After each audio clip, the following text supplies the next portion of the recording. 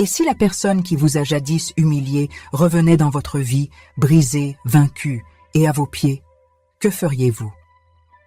Voici l'histoire d'un homme nommé Matthew, un homme dont le cœur fut brisé, dont la fierté fut écrasée, mais qui s'est relevé de ses cendres pour devenir plus qu'il n'avait jamais rêvé. Matthew était le genre d'homme qui croyait que le travail acharné était la clé de tout. Il se levait tôt, travaillait tard et ne trouvait jamais d'excuses. Il n'était pas riche, mais il avait de la dignité, un but et de l'amour pour sa famille.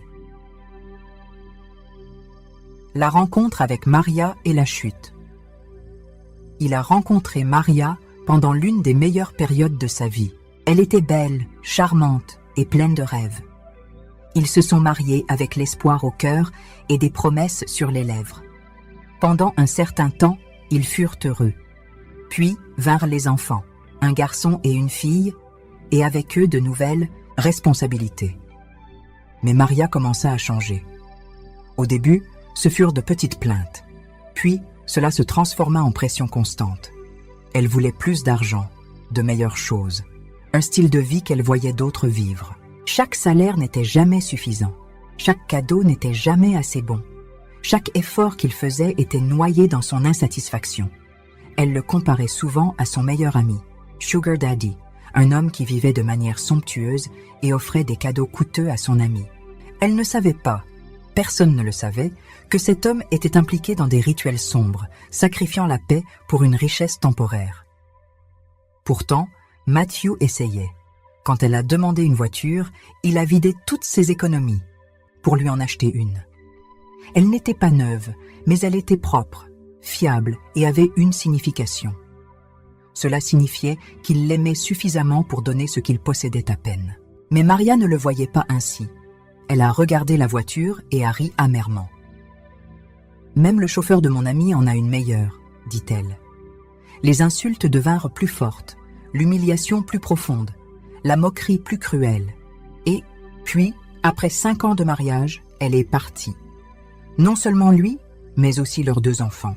Elle a divorcé sans hésitation, a fait ses bagages et a disparu comme de la fumée. Le rebond de Matthew. Laissé seul avec son fils et sa fille, Matthew est tombé dans le silence. Il a pleuré, non seulement le mariage, mais aussi l'avenir, qu'ils pensaient construire ensemble. Mais il n'a pas arrêté. Il ne pouvait pas.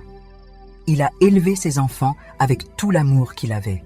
Il cuisinait, nettoyait, travaillait en double et parvenait toujours à être là pour les histoires du soir et les événements scolaires. Il était un père et une mère à la fois. 2 ans passèrent. La vie était dure, mais gérable. Puis vint Sarah, une femme différente de toutes celles qu'il avait connues. Gentille, terre à terre, travailleuse et profondément spirituelle. Elle ne se souciait pas de ce qu'il possédait ou ne possédait pas. Elle voyait son cœur, et avec elle, il retrouva la paix. Peu de temps après leur mariage, les choses ont commencé à changer. Les opportunités ont commencé à surgir de nulle part. Des portes qui étaient fermées depuis des années se sont ouvertes. Ses investissements ont commencé à croître. Ses idées d'affaires ont fait mouche. En quelques années, Matthew ne faisait plus que survivre. Il prospérait. À 40 ans, il était un homme d'affaires international prospère, dirigeant une entreprise qui touchait des vies sur tous les continents. Le retour inattendu de Maria. Son passé semblait un rêve lointain, jusqu'à un après-midi torride où il est sorti de son immeuble de bureau et a vu quelqu'un qu'il ne s'attendait plus à revoir.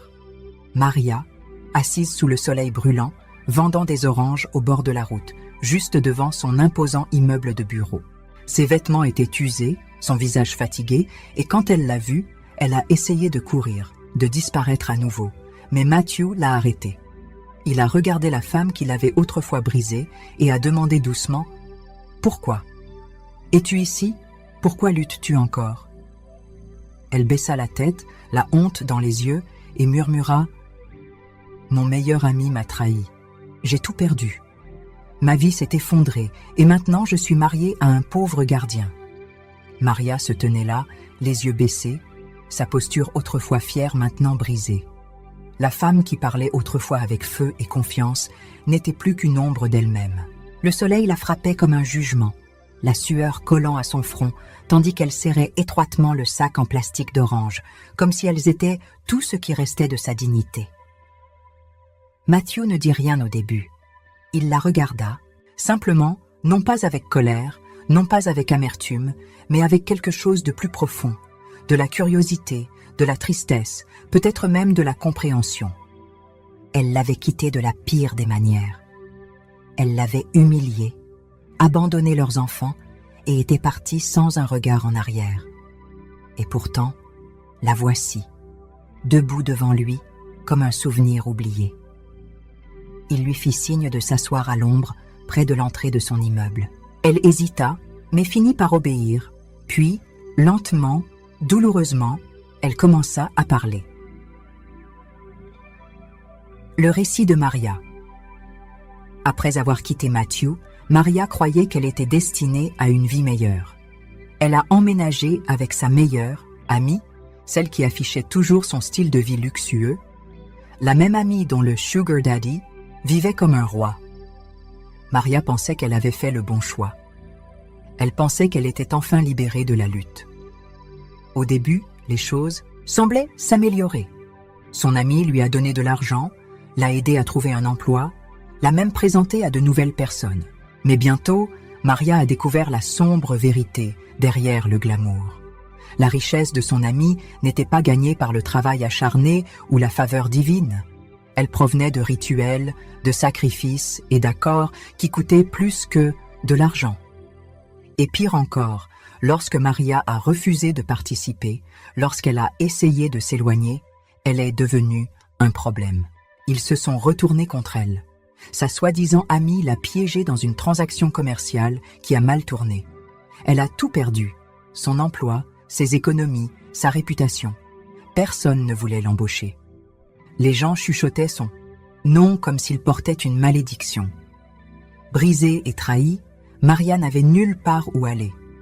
Désespérée et honteuse, elle est retournée au seul endroit qu'elle connaissait, sa ville natale. Là, elle a rencontré un homme nommé Joseph, un gardien qui travaillait dans une école locale.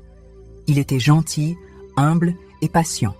Il l'a accueillie, l'a aimée malgré son passé et lui a donné une seconde chance dans la vie. Mais la vie, avec Joseph, n'était pas facile. L'argent était rare, les opportunités étaient rares. Et bien qu'il ne la blâme jamais pour ses erreurs passées, Maria portait le poids du regret chaque jour. « Je pensais choisir une vie meilleure », murmura-t-elle, « mais j'ai fini par tout perdre. Mes enfants, ma dignité, mon avenir. » Latin, compassion de Matthew et la rédemption. Matthew écouta en silence. Chaque mot transperçait profondément, non pas parce qu'il le blessait à nouveau, mais parce qu'il comprenait ce que cela signifiait de tomber, d'échouer, d'être humain. Il se souvenait des nuits passées à pleurer seul après son départ. Des jours où il doutait de lui-même, des moments où il se demandait s'il était suffisant. Mais il se souvenait aussi du chemin parcouru, non pas par vengeance ou haine, mais parce qu'il avait choisi de se relever. Non pas pour elle, ni pour personne d'autre, mais pour lui-même et pour ses enfants. Il regarda Maria une dernière fois et dit doucement « Tu ne me dois pas d'excuses. Tu t'en dois une à toi-même. » Puis il se leva, épousseta son costume et retourna dans son immeuble, la laissant dans le silence et peut-être une chance de réfléchir. Les jours passèrent, mais Matthew ne pouvait pas oublier l'image de Maria assise sous ce soleil, épuisée, vaincue et brisée. Ce n'était pas de la pitié qu'il ressentait, c'était quelque chose de plus profond, quelque chose de plus sage. Il avait passé des années à construire une vie, non seulement pour lui-même, mais pour ses enfants. Il les avait élevés avec amour, discipline et valeur. Sa deuxième femme, Sarah, se tenait à ses côtés comme une véritable partenaire, fidèle, forte et pleine de grâce. Son entreprise avait grandi au-delà des frontières, touchant des vies d'une manière qu'il n'avait jamais imaginée. Mais être au sommet ne signifiait pas qu'il avait oublié ce que c'était que d'être en bas. Alors, un matin, il a pris une décision. Sans rien dire à personne, pas même à Sarah, il est retourné à l'endroit où Maria avait l'habitude de vendre. Des oranges. Elle n'était pas là. Il a demandé autour de lui et a appris qu'elle s'était rapprochée de la zone du marché. Alors il s'y est rendu. Quand il l'a retrouvée, elle semblait encore plus fatiguée. Ses vêtements étaient plus usés, ses yeux lourds de la lutte. Elle a essayé de se cacher quand elle l'a vu, mais cette fois, il s'est approché d'elle doucement. « J'ai besoin de te parler », dit-il. Elle hésita, puis hocha la tête. Ils s'assirent sur un petit banc près d'un étal, de bord de route, entouré de bruit et de chaos. Mais entre eux, il y avait le silence. Un silence rempli d'années de douleur, de regrets et de guérison. Matthew tendit la main dans son sac et en sortit une enveloppe. Il la lui tendit sans un mot. Maria l'ouvrit lentement. Ses mains tremblèrent en lisant ce qu'il y avait à l'intérieur. C'était une offre d'emploi, pas de la charité, pas de la pitié, une vraie opportunité. Il avait créé un poste dans son entreprise, un poste qui lui offrirait une formation, un soutien et un salaire équitable.